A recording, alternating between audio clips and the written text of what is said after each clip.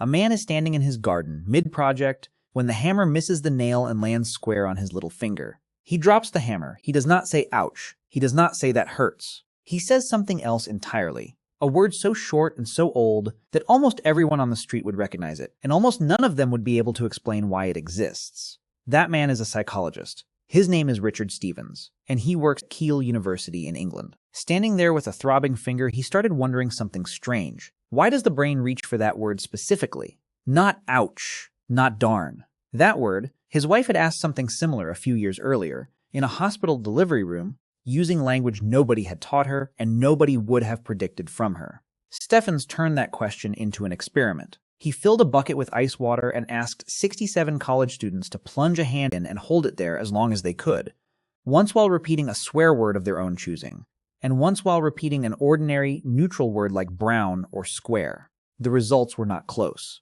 When people swore, they kept their hands in the freezing water for roughly 40 seconds longer on average. They also rated the pain as less severe, and their heart rates climbed.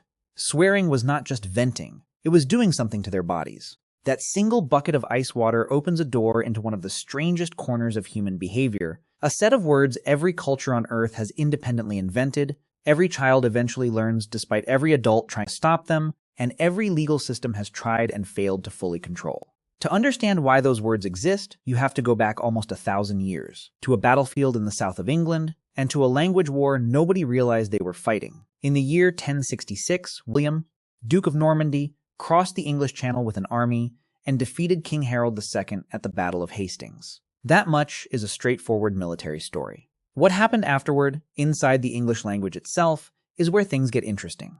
William's victory did not just install a new king, it installed a new ruling class, and that ruling class spoke French. For roughly the next 300 years, French was the language spoken in English royal courts, English law courts, and English aristocratic households. Meanwhile, the people doing the actual physical work of the country, the farmers, the laborers, the peasants, kept speaking Old English, the Germanic language their ancestors had always spoken. Two languages living side by side inside one country, one attached to power and one attached to labor. That split did something permanent to English vocabulary. It didn't just create two ways to say the same thing. It created a hierarchy. One version sounded refined, the other sounded crude, and the split mostly followed which language it came from. Look at how the English language handles farm animals versus the food that comes from them. A live pig out in the field, being raised and fed by a peasant, kept its Old English name, swine. Once that same animal was slaughtered, cooked, and served at a wealthy table, it took on a French name instead, pork. A cow in the field is a cow, from the Old English cou. Cooked and served, it becomes beef, from the French boeuf. The animal never changed. Only the audience did, and the audience determined which language was allowed to describe it. The same split happened to the human body. The Old English word for waste from the body became crude. The equivalent French and Latin-based word, defecate, feces, became the clinical acceptable term, the one doctors use. The Old English word for sexual intercourse became one of the most taboo words in the entire language. Its Latin equivalent, copulate, is something you could say in a college lecture without anyone blinking. Same meaning. Same body part, same act, same substance. Different social class attached to the word, and that class difference is still baked into the language nearly 1,000 years later. Every time someone chooses excrement over the four-letter alternative in a business meeting, they are, without knowing it, replaying a decision that Norman aristocrats made about which peasants were allowed to say out loud. But here's what's easy to miss. Sex and bodily functions were not actually the most dangerous words in medieval England. Something else held that position, and it wasn't close. Medieval Europe was a deeply religious society, and its worst possible verbal crime was not vulgarity. It was blasphemy. To medieval Christians, swearing an oath that invoked God's body was not considered a metaphor. Phrases like zounds, a shortened version of by God's wounds, or gadzooks, short for by God's hooks, were treated as if the speaker were literally tearing at Christ's physical body in heaven every time they said them. Saying these words carelessly was not rude. It was dangerous, in a spiritual sense that people genuinely believed in. As European society gradually secularized over the following few centuries, that fear faded. Nobody flinches at zounds today. It sounds like something out of a costume drama, not a threat against God. The word didn't change. The fear behind it evaporated, and the taboo evaporated with it. That's the first real clue to what's actually going on here. A taboo word isn't dangerous because of its sound. It's dangerous because of what a society, at a particular moment in its history, has decided to be afraid of. Change what the society fears, and the danger moves to a completely different set of words, while the old ones become harmless fossils. If taboo language really is just a byproduct of history and social class, you'd expect every culture to build its taboos around completely different things, with no pattern connecting them. That is not what happens. Linguists have studied taboo vocabulary in hundreds of languages across every inhabited continent, and while the specific words vary enormously, the categories those words come from are remarkably consistent. Sex, excretion, death, religion, family, social identity. Over and over, across cultures that never had contact with one another, humans build linguistic fences around the same handful of subjects. What differs is which of those categories gets the strongest fence. English and other Germanic languages put most of their taboo weight on sex and bodily functions. Dutch profanity, by contrast, leans heavily on disease. Calling someone by the Dutch word for cancer or for typhus functions as one of the most severe insults available, something that would sound bizarre and almost meaningless if translated literally into English. Arabic and other languages across the Middle East place their heaviest taboos on religious sanctity and on family honor. Insulting someone's mother or lineage carries a weight that a comparable insult in English simply doesn't carry. Japanese barely has standalone swear words in the Western sense at all. Instead, the taboo lives inside grammar itself. Japanese has an entire system of honorific speech, and deliberately using the wrong level of respect, the wrong pronoun, the wrong verb ending towards someone, functions as an insult without a single bad word ever being spoken. 4 completely different cultures, 4 completely different vocabularies, and yet the underlying pattern is identical. Every one of them has decided that certain subjects are dangerous enough to need a linguistic warning label, and every one of them punishes people who ignore that label. And the body doesn't wait for the brain to catch up on any of this. Researchers have measured something called skin conductance, a tiny change in how well your skin conducts electricity, driven by sweat glands that respond to stress before you're consciously aware of feeling stressed.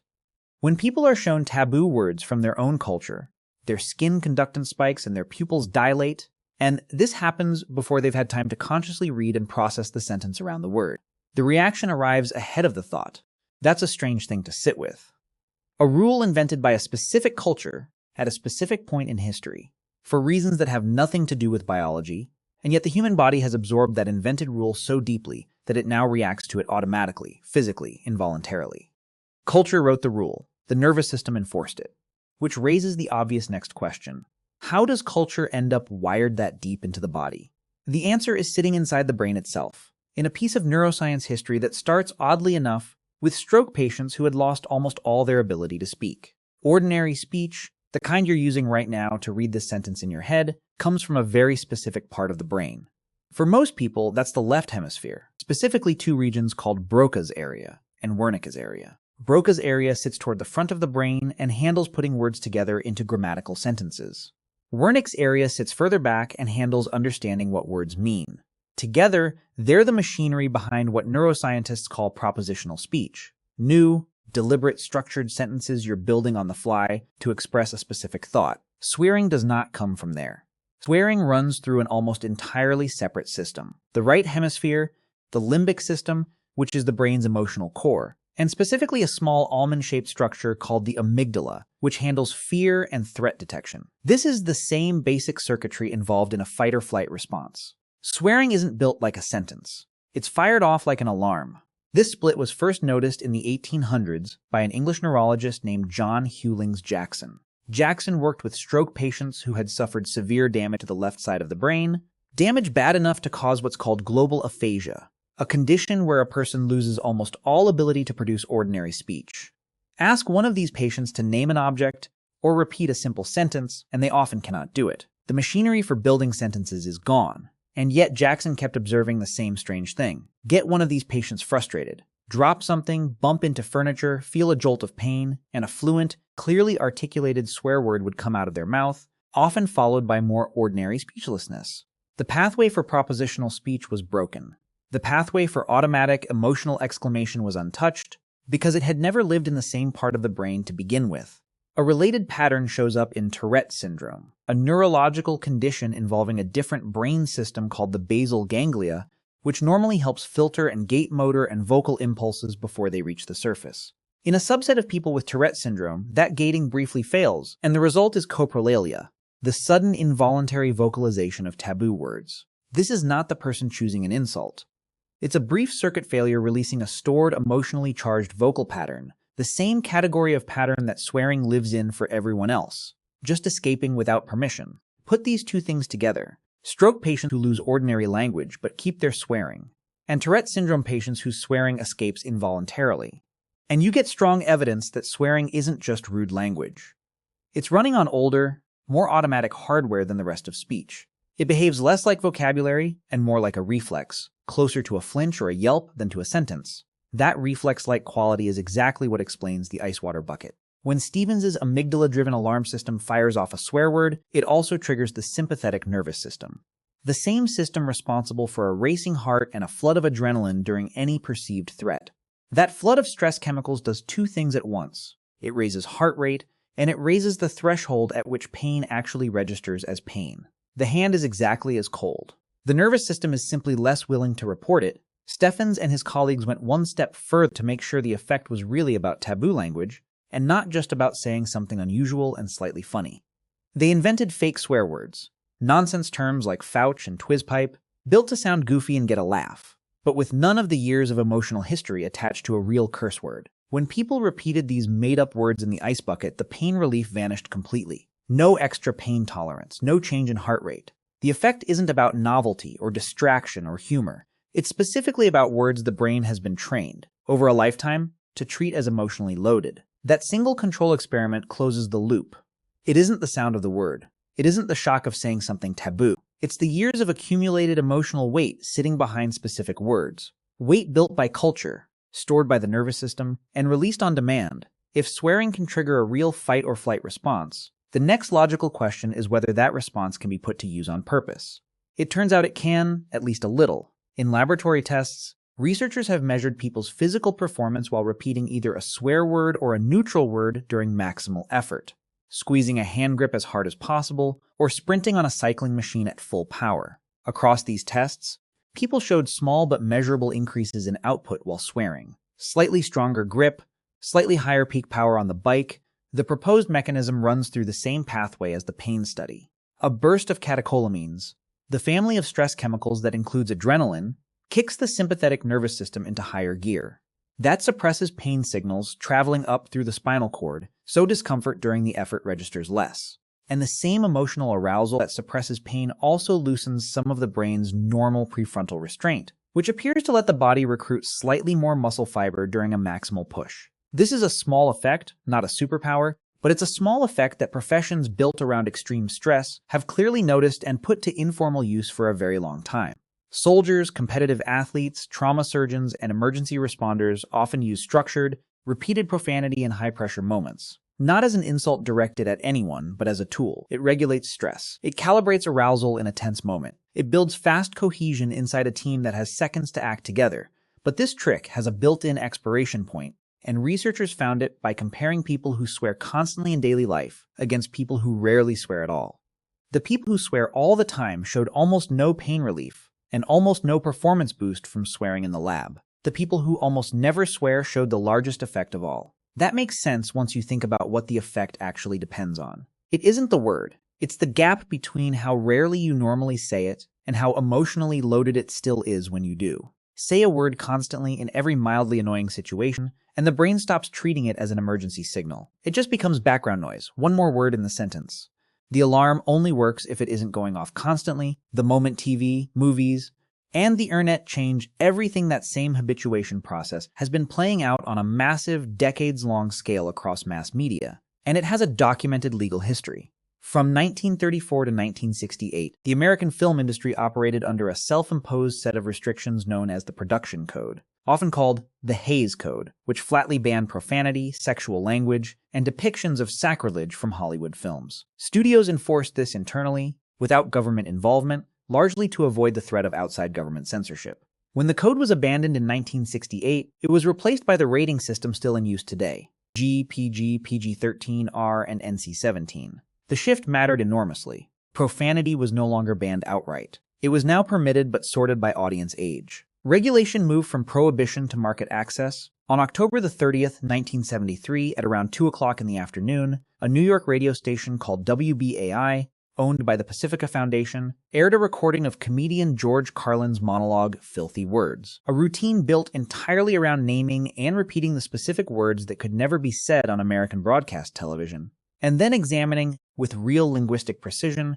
why society had decided those particular words deserved that status. A man named John Douglas heard the broadcast while driving in his car with his young son and filed a formal complaint with the Federal Communications Commission. The FCC investigated and issued a declaratory order finding the broadcast indecent, though it stopped short of imposing a formal sanction at that stage. Pacifica challenged that finding, and the case eventually reached the United States Supreme Court as Federal Communications Commission versus Pacifica Foundation. On July 3, 1978, the court ruled 5-4 in favor of the FCC.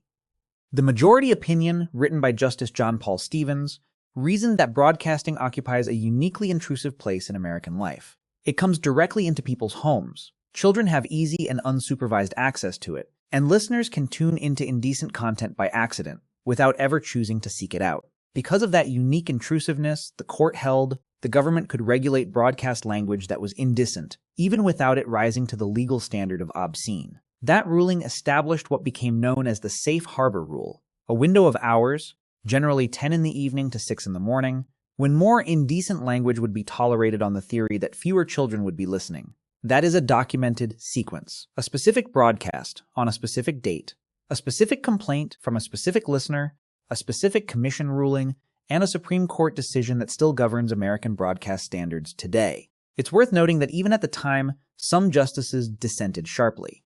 Justice Potter Stewart's dissent argued the majority had reached further than the law required. The case remains a subject of real legal debate. Justice Ruth Bader Ginsburg, decades later, said openly that she believed the original decision was wrong when it was made. The world that ruling was built for, a handful of broadcast networks, reaching into homes through a small number of channels the government could realistically monitor, no longer exists. Streaming platforms and social media distribute content algorithmically, at a volume and to an audience no single regulator can fully track, and younger audiences now encounter language that would once have triggered federal sanctions on a near-daily basis, often before they're teenagers. The predictable result is exactly what the earlier lab experiments would suggest.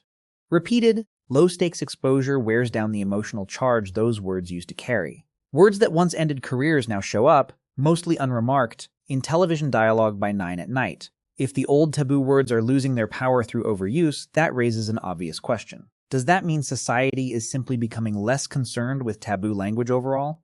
The evidence says the opposite. The taboo hasn't disappeared, it has relocated. Over roughly the past 30 years, the words that carry the heaviest social and professional penalties in English have shifted away from traditional sexual and bathroom-related profanity and towards slurs. Language that targets someone's race, ethnicity, sexual orientation, religion, or disability. The distinction between these two categories is not just about which one sounds worse. It's about what the word is actually doing. A traditional swear word, shouted after stubbing a toe, is generally self-directed or situational. It's an emotional release aimed at nothing in particular.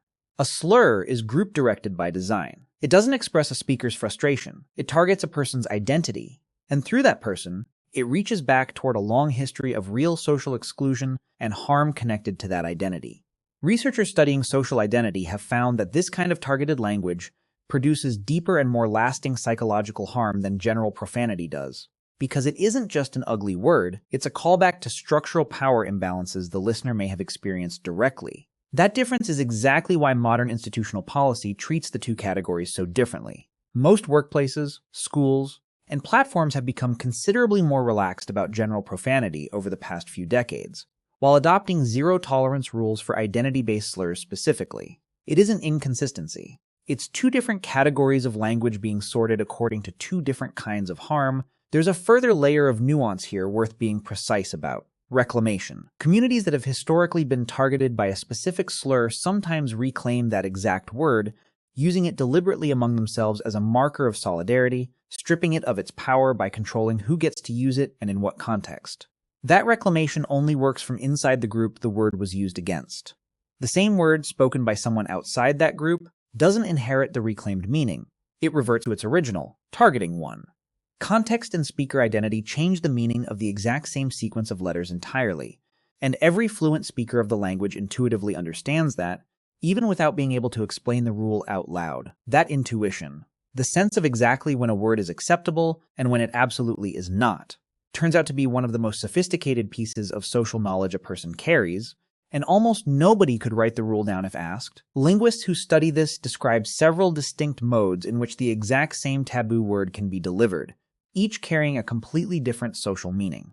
There's directing, aiming the word at a specific person to cause harm. There's cathartic exclamation, the hammer on the finger reaction, aimed at no one. There's quoting or mentioning, citing the word in a courtroom, a classroom, or a news report, purely to reference it rather than to use it expressively. There's joking or banter, deploying a taboo word inside a trusted group specifically to signal closeness and lower the social distance between speakers. And there's reclaiming, the process described above. 5 completely different social functions, running through the same handful of syllables, and fluent speakers switch between reading them correctly without ever being taught the categories explicitly. The setting matters just as much as the delivery. In a courtroom or a classroom, profanity signals a loss of control or outright contempt for the setting. Using it there marks you as someone who doesn't understand or doesn't respect the environment. Walk onto a construction site, into a professional kitchen, into a military unit, or into a locker room, and the exact opposite pattern holds. Profanity becomes one of the primary signals of belonging. In those environments, someone who refuses to swear at all, who stays carefully polished and formal, often reads as distant, untrustworthy, or simply not one of the group. The same words, the same speaker potentially. Completely opposite social meaning, purely because of where they're standing. Nobody is born knowing any of this. Every one of those invisible rules has to be learned. And developmental psychologists, most notably Timothy J., who has studied taboo language for decades, have mapped out roughly how that learning happens, in a pattern that looks remarkably consistent from child to child. Between about 1 and 3 years old, children pick up taboo words the same way they pick up every other word, through pure acoustic mimicry, repeating sounds with no understanding of what those sounds mean or why they matter. Somewhere between about 3 and 6 years old, something changes. Children start to notice that this particular category of sounds produces an unusually dramatic reaction from adults, gasping, scolding, sudden alarm, in a way that saying banana at the wrong moment never does. That dramatic reaction is, ironically, exactly what makes the word memorable and powerful. Punishing a word teaches a child that the word carries weight. It doesn't teach the child to forget it. This is textbook conditioning. A child says a forbidden word, that's the trigger, and receives an intense verbal reaction from a parent, that's the response. And the brain links those two things together at a level well below conscious thought. Adults who were punished frequently for swearing as children show measurably stronger stress responses, detectable through skin conductance, when reading swear words aloud decades later in a research lab. The reaction a parent had in a kitchen 30 years ago is still detectable in a laboratory sensor today. Between roughly ages 4 and 10, what researchers call the forbidden fruit effect takes over. Children actively seek out and trade taboo words specifically because they're restricted, using them to test boundaries and to bond with peers over shared rule-breaking.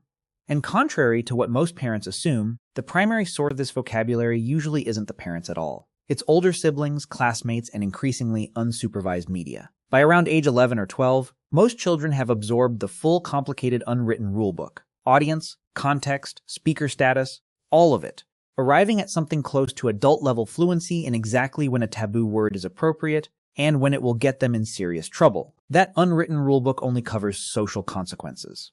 In a number of countries, the consequences are written directly into law, and they vary enormously depending on where you happen to be standing when you say the word. In the United States, the First Amendment provides broad protection for public profanity, and the legal exceptions are narrow, mainly limited to things like broadcast indecency during certain hours, or language that rises to the level of a direct threat. In the United Kingdom, Section 5 of the Public Order Act covers threatening, abusive, or insulting language that causes harassment or distress, and violations typically result in fixed penalty notices or fines rather than serious criminal charges. Singapore's Miscellaneous Offences Act and its penal code criminalize public profanity and vulgar gestures more broadly and can result in real fines or short-term detention. At the far end of the scale, several countries treat public vulgarity or blasphemy as a serious criminal matter, carrying penalties that can include long-term imprisonment. Australian states have their own summary offences laws criminalising offensive language in public spaces, laws that historians and legal researchers have documented being enforced disproportionately against Indigenous Australians and other marginalised communities relative to the broader population. The practical result is that a phrase or an emoji considered completely unremarkable in one country can lead to a genuine legal problem, a fine, a detention, in serious cases even deportation in another. 4 different legal systems, 4 different definitions of what actually counts as dangerous speech, and each one reflects that specific country's own history of what it has decided needs the strongest protection. Individual liberty, public order, religious sanctity, or the government's own comfort. Strip away the history, the law, and the neuroscience, and you're left with a single, almost uncomfortable fact. There is nothing in the sound of a swear word that makes it dangerous. The consonants and vowels that make up the worst word in the English language are the exact same building blocks used in hundreds of completely harmless words. No sequence of sounds carries inherent menace. The menace is added afterward, by agreement, and it can be removed the same way. That's exactly what happened to zounds and gadzooks. Those words once carried something close to the emotional charge that the strongest modern slurs carry today. An accusation of genuine spiritual danger. Society stopped believing the underlying fear was real, and the words didn't just weaken. They became historical curiosities, the kind of thing that shows up in a costume drama and gets a laugh rather than a gasp. The sounds never changed at all. The belief behind them simply expired. Here is the part of this that looks, at first, like a contradiction, and turns out to be the whole point. If taboo language really is just an arbitrary social invention with zero grounding in the sounds themselves, you'd expect a sufficiently determined, permissive society to eventually just get rid of the whole category. Stop punishing any of it, stop flinching at any of it, and let profanity quietly disappear the way zounds did. That has never happened anywhere, in any recorded human society ever. Instead, every human culture that has been studied keeps a functioning category of forbidden words active at all times, and functioning studies suggest why. Those words are doing real work that ordinary vocabulary cannot do as efficiently. They provide a non-violent outlet for sudden anger or pain, a verbal release valve instead of a physical one. They trigger genuine, measurable stress hormone responses that can raise pain tolerance during an actual physical emergency, the exact effect Stevens found in that bucket of ice water. They mark the boundary of a trusted in-group faster than almost any other signal available in language. Using the right taboo word at the right moment among the right people says, "I trust you" more efficiently than a full sentence could. And they communicate urgency and danger instantly. Cutting through in a way a fully formed, grammatically correct sentence simply takes too long to do. Take away the current set of forbidden words entirely. Ban them, punish them out of existence, wait for them to fade the way religious oaths did, and none of those 4 functions disappears along with the vocabulary. The need for an emotional release valve is still there. The need for an instant threat signal is still there. The need for a fast, reliable way to mark trust inside a group is still there. Within a generation, a new set of words gets promoted to fill exactly the same role, drawn from whatever category the culture is currently most anxious about, which is precisely what has already happened once, as religious blasphemy handed the baton to sexual and bathroom vocabulary, which is now, in turn, handing part of that baton to slurs. The next time a specific word produces a flinch, a gasp, or a fine, the actual story isn't about that word's sound, or its letters, or where it sits in a dictionary. The real story is about what a culture has quietly agreed needs protecting, and how deep that agreement has managed to sink, all the way down into the nervous system, fast enough to move a heart rate before a single thought has fully formed. None of this is really about permission to swear more, and it isn't a lecture about swearing less either. It's more useful as a set of practical observations. First, the pain relief and performance effects are real but limited, and they run out with overuse. If swearing has become the automatic backdrop to your entire day, it has likely already lost most of its emergency alarm power. The same research that found the effect also found it fades fastest in people who swear constantly. Second, context is not a minor detail. It's functionally the entire rule. The identical word can be a bonding signal in one room and a firing offense in the next, and fluency in reading that context matters more than the vocabulary itself. Third, the sharpest line worth holding on to is the one between general profanity and identity-targeted language.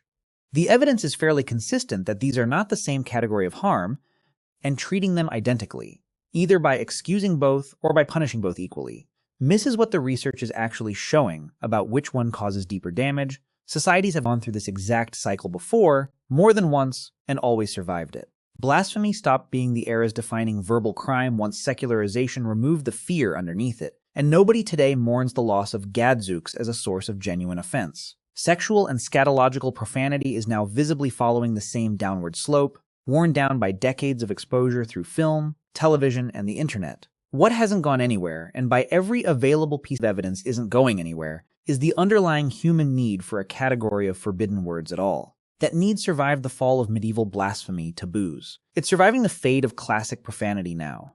Whatever specific words end up carrying the heaviest taboo a generation from now, some version of this same mechanism will be running underneath them. An old circuit in the brain, reacting to a rule that culture wrote faster than thought can catch up to it.